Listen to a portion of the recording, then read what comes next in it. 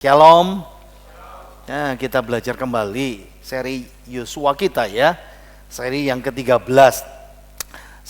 Sambil mengingat kembali ya, kitab Yosua itu kata kuncinya possession, kepemilikan. Kepemilikan dari sebagian tanah Kanaan. Ayo kita baca ayat kuncinya, Yosua 1 ayat yang ke-8, 2, 3. Janganlah engkau lupa memperkatakan kitab Taurat ini, tetapi renungkanlah itu siang dan malam, supaya engkau bertindak hati-hati sesuai dengan segala yang tertulis di dalamnya. Sebab dengan demikian perjalananmu akan berhasil dan engkau akan beruntung. Amin. Nah, kita sampai di bagian penaklukan ya, tanah Kanaan. Kunjungan khusus Tuhan kepada Yosua sudah terjadi, dan sekarang ini sedang masuk dalam operasi militer ya, kalau orang bilang kampanye ya, operasi militer di wilayah tengah.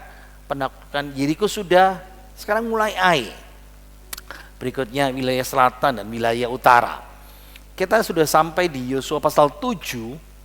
Nah, bagian yang pertama kita sudah belajar tentang arkeologi ya. Tapi bagian yang kedua ini kita mulai cerita bagaimana penaklukan itu. Tapi masalahnya adalah ini tidak selesai. Jadi ada lagi bagian ketiga minggu ke depan. Ayo kita baca Yosua pasal 7 ayat yang pertama, 2, 3. Tetapi orang Israel berubah setia dengan mengambil barang-barang yang dikhususkan itu, karena Akan bin Karmi bin Sabdi bin Zerah dari suku Yehuda mengambil sesuatu dari barang-barang yang dikhususkan itu. Lalu bangkitlah Tuhan terhadap orang Israel. Ini bicara soal kekalahan di kota Ai. Nah, ingat ya, sebelumnya kita sudah belajar, tadi itu saya terangkan ya, tentang arkeologi kota Ai. Kita sudah belajar arkeologi itu. Nah, ini bicara soal bagian pasal 7 ayat yang pertama, bicara ketidaktaatan. Pasal ini dibuka dengan kata tetapi. Lihat ya. Tetapi orang Israel berubah setia. Kalau bicara tetapi, kita tahu bicara soal kontras. Bla bla bla bla, tapi. Nah, itu menggambarkan di pasal 6 ya. Sebelumnya mereka menang luar biasa. Kota metropolitan Yeriko sudah ditaklukkan. Mereka menang luar biasa. Berkeliling 13 kali 7 hari. Yeriko ditundukkan walaupun temboknya berlapis 2. Tapi kegembiraan kemenangan itu segera digantikan dengan kesuraman kekalahan ini. Semuanya karena satu. Hanya ada satu orang tidak taat. Hanya satu orang saja nggak taat. Ya, ingat di pasal 6 Yeriko sudah ditetapkan Tuhan sebagai herem. Ya, bacanya itu ada kanya ya. Herem itu ditumpas, dikhususkan. Kalau bahasa Indonesia ditetapkan karena herem ini artinya banyak ya. Jadi kota Yeriko, barang-barangnya, orang-orangnya, harta bendanya, ternaknya, lembu sapinya, itu herem, dikhususkan untuk Tuhan, dikhususkan untuk ditumpas, dibinasakan sebagai bentuk pembaktian. Atau ingat ya, kenapa kita ada kebaktian? Kita membaktikan, kita memberikan hidup kita, mempersembahkan hidup kita kepada Allah. Nah, kenapa Tuhan menyuruh Yeriko herem, itu buah sulung? Karena ini penaklukan yang pertama harus dipersembahkan sebagai buah sulung. Jadi Tuhan sudah bicara tegas, Yeriko ditetapkan Allah sebagai herem. Jadi ketika sudah ditaklukkan, dibinasakan orang-orangnya, dikumpulkan semua harta bendanya, harus dikumpulkan. Saya membayangkan hartanya emas, apa saja, perak, termasuk binatang, dan semuanya itu banyak sekali. Tapi harus dibawa. dipersembahkan seperti itu. Ini juga berarti ternak, anak-anak perempuan, laki-laki dibunuh. Nah, kalau kita memikirkan, kalau saudara masih ingat ketika Saul waktu disuruh Samuel, nggak boleh ada yang diambil. Nabi Samuel masih berdalih, Saul masih berdalih, iya diambil yang gemuk-gemuk, yang bagus-bagus, mau dipersembahkan untuk Tuhan. Nggak boleh. Nah, jadi tidak ada tentara Israel yang noleh, tergoda mengambil barang jaran. Tapi godaan itu terlalu kuat untuk satu orang saja. Ingat ya, satu prajurit yang bersalah dari pasukan Yosua hanya namanya Akan dibanding 2 juta orang Israel. Nah, bayangkan ya, kita bilang not fair, nggak adil Tuhan. Masa satu orang saja yang berbuat salah, kenapa 2 juta orang Israel? Kalau saudara tidak ngerti kenapa sih kok bisa 2 juta orang? Gini ya, tentara yang berumur 20 tahun ke atas, ya itu berumur 600.000 sekian. Nah ditambah dengan wanita dan anak-anak, makanya 2 juta seperti itu. Meskipun hanya satu orang menyerah dalam pencobaan, tapi yang satu tuh tidak luput dari Tuhan. Ya, tangkap kayak gini ya. Jadi Tuhan itu sampai memperhatikan hal-hal yang detail dalam kehidupan kita di gereja. Ya, saudara merasa bahwa aku rasanya tidak ada yang perhatikan aku ya. Ingat ya, walaupun saudara mungkin luput dari gembala, dari majelis, dari orang lain, Tuhan tetap lihat itu semuanya. Amin. Tapi ini masalah juga. Kalau satu orang berdosa, tidak ada orang tahu, Tuhan nggak luput juga dari Tuhan. Jadi Tuhan melihat dosanya Akan ini ketika dia mengambil barang-barang yang dikhususkan. Ingat ya, melakukan dosa dalam secretly, dengan rahasia. Dia mengambil haknya Tuhan dan murka Tuhan membakar. Allah menganggap, nah ini yang bagi saya kalau kita berkata yang satu salah kok kena semuanya Tuhan. Ya samalah, persis lah. Kalau kita memperhatikan ini seperti suatu keluarga besar ya. Satu orang ini mempengaruhi satu bangsa. Allah menganggap mereka semua bertanggung jawab secara kolektif. Dan Allah tahan berkat itu. Nggak diturunkan berkatnya, dibiarkan kalah sampai masalah ini harus diselesaikan. Nah kalau masalah dosa nggak diberesin, jelas berarti Israel tercatat dalam sejarah sekali mengalahkan Yeriko dan sesudah itu binasa. Wow, seperti itu. Nah ini peringatan untuk kita ya. Hati-hati dengan miliknya Tuhan. Nah itu, kalau kita punya berkat Tuhan, kalau kita tahu, nah ingat ya, ini Yeriko sebagai buah sulung yang dipersembahkan untuk Tuhan. Nah ini juga peringatan buat kita semuanya ya. Oke, ayat yang kedua kita baca 2-3. Yosua menyuruh orang dari Yeriko ke Ai yang letaknya dekat Bet Awen di sebelah timur Betel, dan berkata kepada mereka demikian, pergilah ke sana dan intailah negeri itu. Maka pergilah orang-orang itu ke sana dan mengintai kota Ai. Nah, di pasal 2 ayat 2, pasal 2 ayat 2, Yosua tidak menyadari ketidaktaatan Akan. Nah, ingat ya, Yosua itu lagi euforia, lagi seneng-senengnya kita menang. Langsung berangkat. Hai, kita masuk kota berikutnya. Ingat ya, kalau saudara masih ingat gambarannya, Yeriko di lembah. Nah, naik tebing terus tinggi sampai di puncak itu kota Ai. Makanya di tengah euforia itu si Yosua dia panggil dua mata-mata, berangkat, kamu intai di sana. Nah begini, mata-mata lebih dulu itu sekarang jadi habit ya, habitnya si Yosua. Makanya kalau ditanya, kebetulan saya suka sejarah ya, makanya orang Israel itu yang terkenal kan mata-matanya namanya Mossad. Nah itu sejarahnya ya karena dari ini lebih dari ya kira-kira 3.500 tahun yang lalu seperti itu. Bet Awen atau Bet Aven dalam bahasa Ibraninya itu rumah kejahatan. Akhirnya menjadi nama panggilan untuk Betel. Betel itu Bet-El. Nah kayak gereja kita ya, gereja Bet-El. Bet itu rumah, El itu Elohim, rumah Allah. Bet-El Tabernakel. Tabernakel itu kemah suci.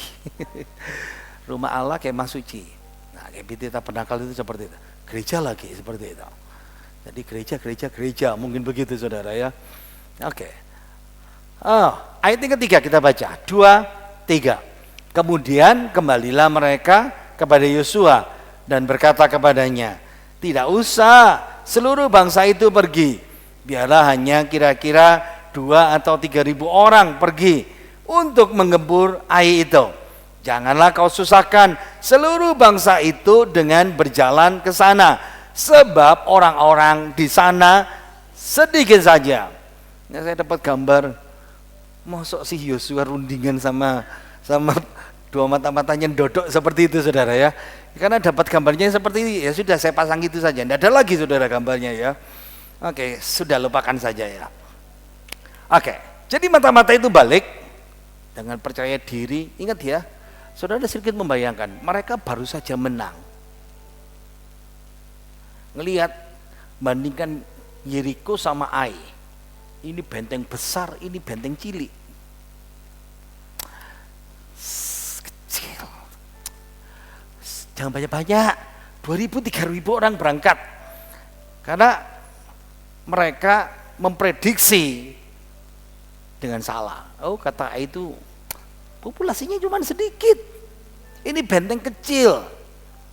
Ini pasal 7 ya. Mata-mata, catatan Alkitab di pasal 8 selanjutnya, berarti sesudah sekarang, nanti, dan nanti, nah itu muncul. Ternyata Ai itu ada 6.000 orang laki-laki, ya. Lalu sudah berkata, kok tahu ada perempuan? Karena dicantakan di situ laki-laki dan perempuan, laki-lakinya saja 6.000 seperti itu. Anggap aja perempuannya punya anak, ya anggaplah, yaitu 12.000.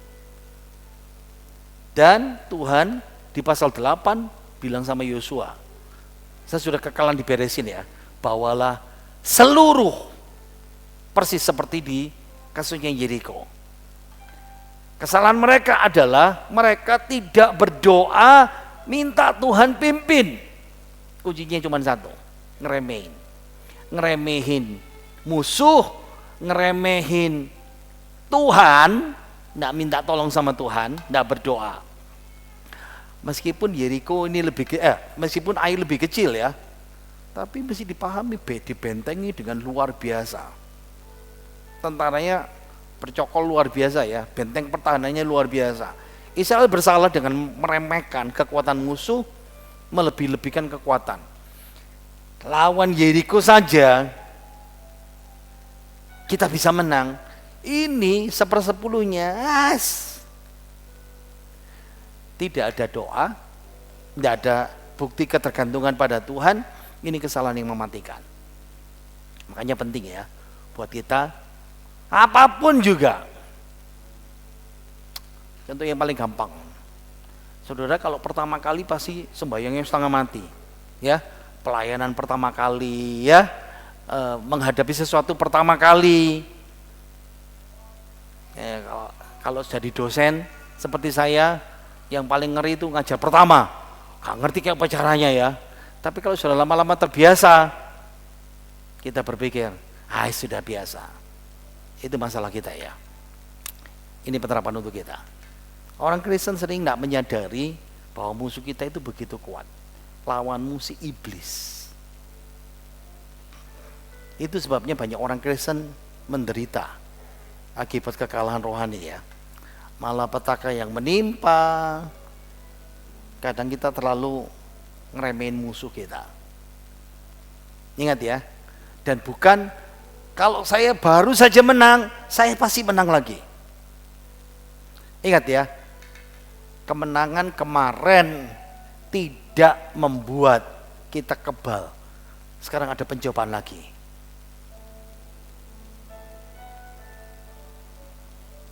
Dan ternyata kalah.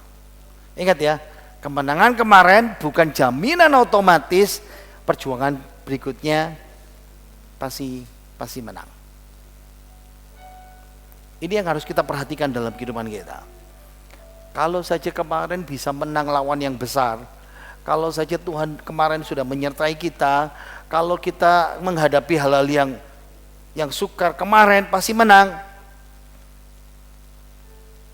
Lalu kita beranggapan kita pasti menang berikutnya. Nabi Elia saja lawan 450 Nabi Baal kuat. Tapi begitu perang berikutnya lawan satu perempuan lagi namanya Isabel, dia lari tunggang langgang. Ingat ya, orang beriman harus bergantung pada Tuhan untuk kekuatan. Amin. Jadi jangan lupa, mau ini orang besar, orang hebat, atau orang siapa sih orang ini, tetap belajar bergantung sama Tuhan. Amin. Efesus 6 ayat 10, baca 2, 3. Akhirnya hendaklah kamu kuat di dalam Tuhan, di dalam kekuatan kuasanya. Kita kan suka nyanyi kan, di dalam kekuatan kuasanya. Kita kuat bukan karena kita hebat, kita kuat karena kita punya Tuhan yang kuat, yang hebat. Amin. Ayat yang ke-7, ayat 4, pasal 7 ayat 4. 2, 3. Maka berangkatlah kira-kira 3.000 orang dari bangsa itu ke sana, tetapi mereka melarikan diri di depan orang-orang Ai itu, sebab orang-orang Ai menewaskan kira-kira 36 orang dari mereka. Orang-orang Israel itu dikejar dari depan pintu gerbang kota itu sampai ke Shebarim dan dipukul kala di lereng. Lalu tawar hatilah bangsa itu amat sangat. Jadi di depan pintu kota diserang, waktu turun di lereng dihajar habis-habisan, 36 orang mati, tewas. Ingat ya, kekalahan. Yosua kirim cuma 3.000, harapannya menaklukkan tapi dikalahkan.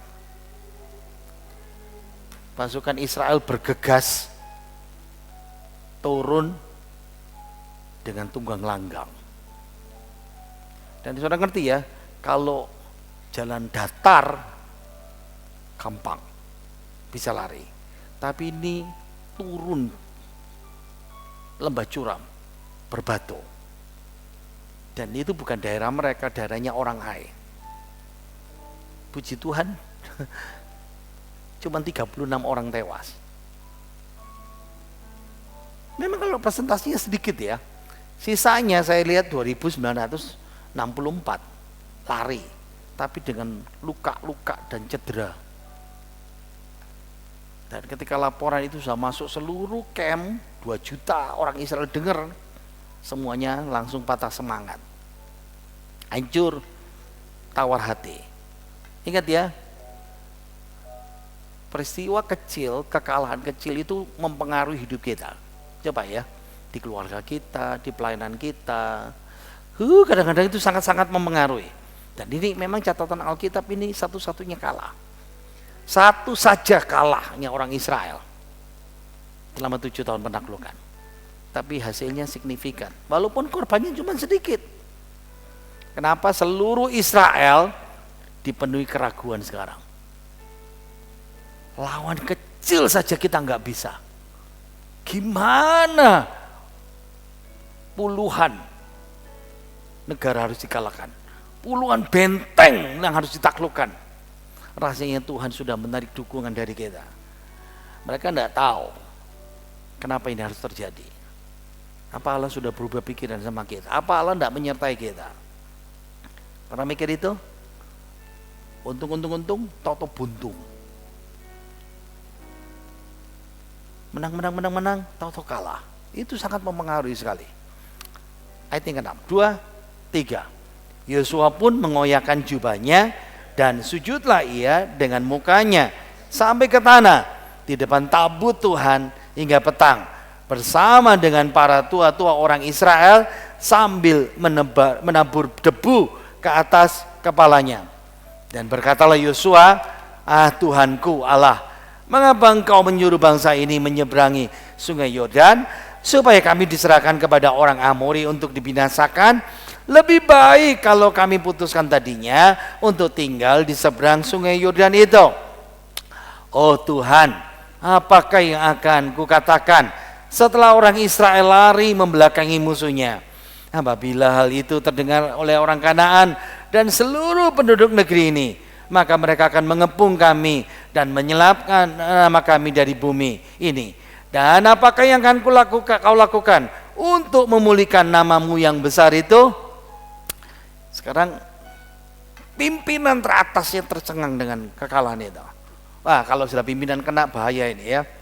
Nah, biasanya ritual tradisi kuno kalau berkabung serius, baju tuh ingat ya, ada baju dalam ya, baju dalam ya, pakai celana baju gitu ya, ditali dan luarnya pakai jubah, sope itu, delosor di tanah, ambil pasir di sebelahnya, ditabur di kepalanya, nangis sampai petang. Itu tanda bahwa mereka berduka setengah mati. Ini seperti berdukanya orang mati. Di puncaknya Yosua mengungkapkan 3 pertanyaan sama Tuhan. Why? Mengapa engkau membawa kami ke sini untuk menghancurkan kami? Saya mesti ngomong apa sama orang Israel? Apa yang harus kau lakukan untuk melindungi reputasimu Tuhan? Saya berusaha untuk menyimpulkan 3 pertanyaan itu.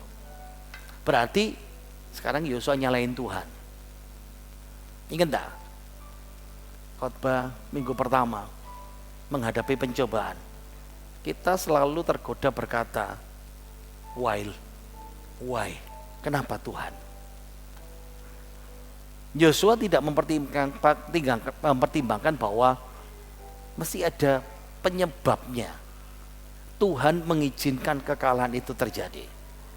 Nah, tanpa sadar Yosua mengadopsi pikiran, dulu 40 tahun yang lalu ada 12 mata-mata, 10 mata-mata di Kades Barnea yang diutus pergi mengintai tanah Kanaan, bilang di Bilangan 14, mengapa Tuhan membawa kami ke negeri ini supaya kami tewas oleh pedang?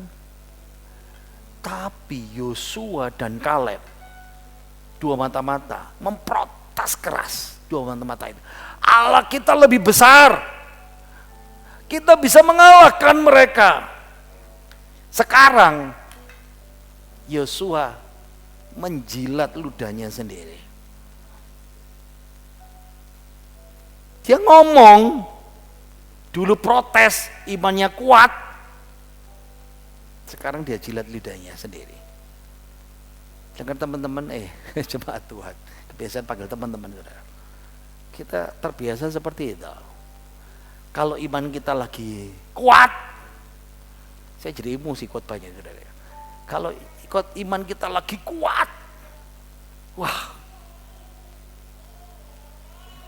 kita bisa menang, imannya kuat. Tapi kalau sudah kena masalah besar, kita protes sama Tuhan. Kekhawatiran Yosua yang terbesar adalah kalau berita ini terdengar oleh musuh, pastilah. Ingat ya, mereka itu 6 suku bangsa. Walaupun mereka bermusuhan, tapi sekarang kompak, musuhnya satu.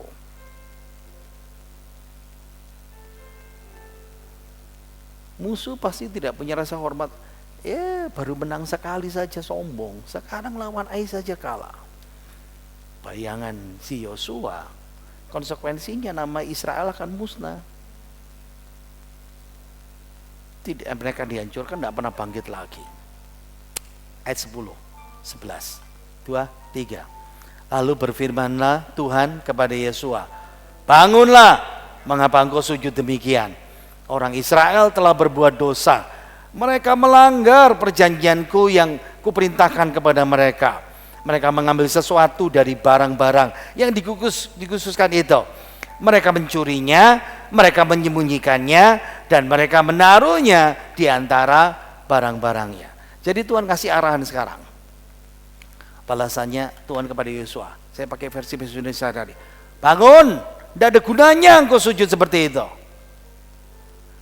Padahal kalau Tuhan bisa ngomong sama saudara, saya sampaikan dalam khotbah, alah percuma saudara sembahyang, cengkang cengking kono gunane.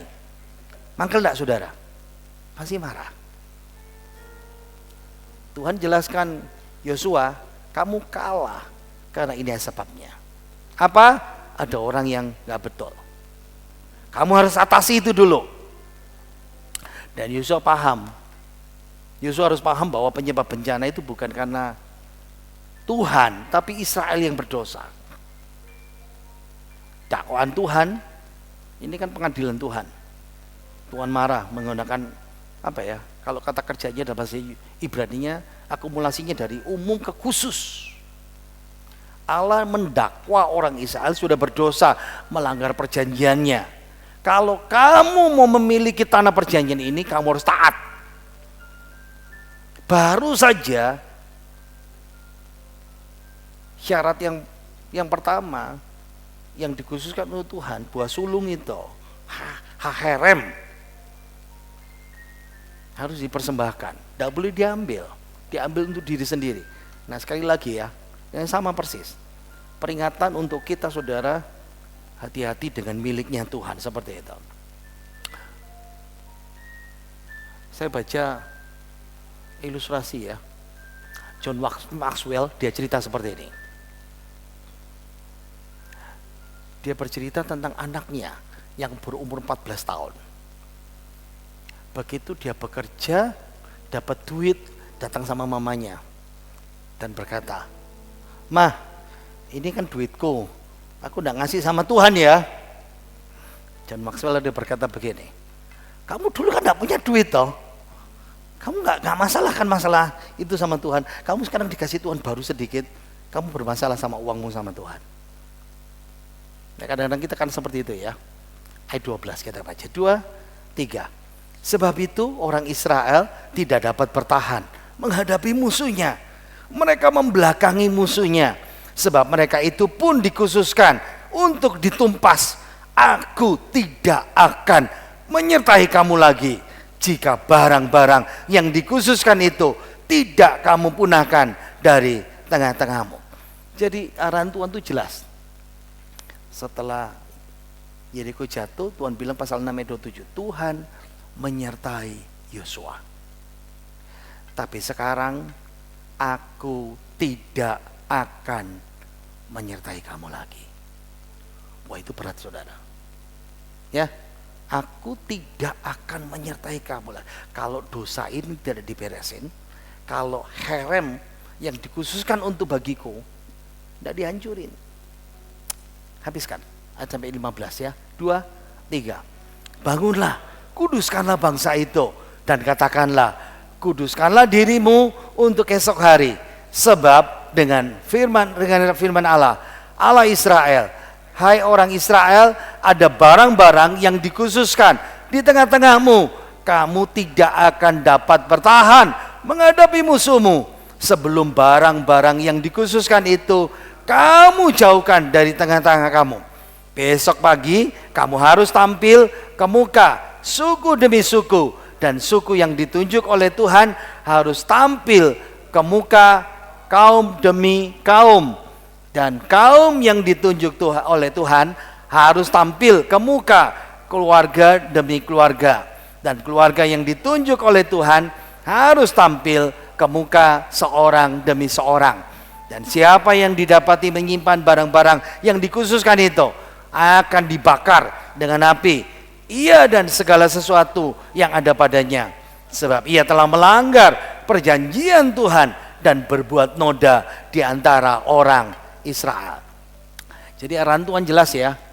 Tuhan ungkapkan caranya, langkah-langkahnya bagaimana dari noda, kekotoran, kekalahan dikuduskan kembali. Yang pertama, beresin dulu. Kamu harus kudus. Tidak ada kemenangan kalau dosa tidak diberesin. Yang kedua, kumpul jadi satu. Ini kalau kita terapkan ya keluarga kita, ya. Kalau kita bicara gereja, ini gereja kita. Polanya identifikasi dengan apa? Buang undi. Biasanya ingat ya, undi dibuang di pangkuan, tapi kehendak Tuhan itu dinyatakan di situ. Undi menemukan 12 suku. Suku mana? Ketemu Yehuda. Klannya mana? Atau kaumnya mana? Lalu keluarga mana? Ketemu keluarganya, berapa banyak orang? Mulai diundi. Ketiga, terakhir Ivindu ya. Ketiga, kalau pelaku sudah ketahuan harta miliknya. Nah, ini yang menarik ya. Bukan hanya yang dicuri. Semua miliknya dibinasakan. Pahami dosa mengambil milik Tuhan ini yang pertama. Itu hal yang memalukan. Ini dosa ketidaksengajaan, ketidaktaatan yang disengaja terhadap perintahnya dan akibatnya Israel. Kalau ini sekarang buat kita pasti rentan. Semuanya, keluarganya, ekonominya, hartanya. Poin utamanya kalau tidak diberesin, Israel tidak mau beresin herem milik Tuhan ini yang dikhususkan Tuhan,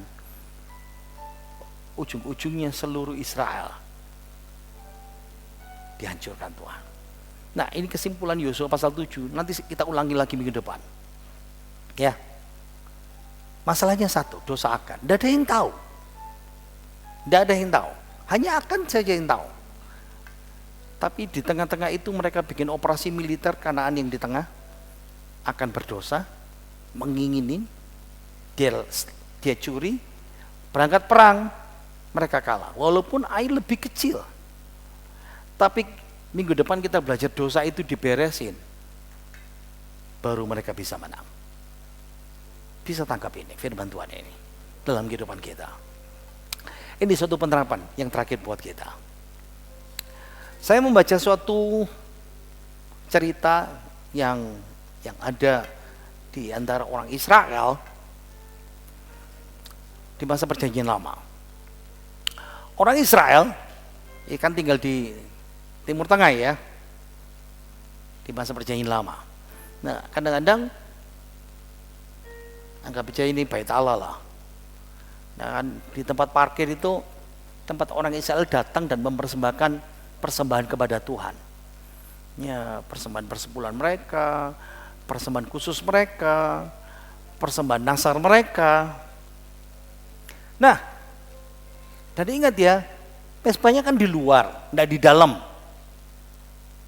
Jadi ketika daging itu dipersembahkan di atas mezbah, kenapa? Kan dibakar. Kan ingat ya, baunya menyenangkan bagi Tuhan. Jadi ingat ya, kalau daging gaji dibakar kan barbeque ya. Nah, itu baunya menyenangkan bagi Tuhan.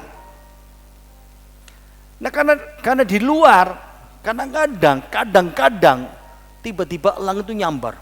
Shhh. Dan ingat ya, elang itu tidak bisa diprediksi. Tiba-tiba daging yang dibakar itu diambil, dibawa pergi. Yang tidak disadari elang itu adalah ketika daging ditaruh di mezbah, arang itu lengket di situ, bara ya. Walaupun kecil, dia dibawa. Elang tidak menyadari dibawa sampai ke kandangnya, sampai ke sarangnya, karena dia ambil daging itu mau diberikan kepada anak-anaknya.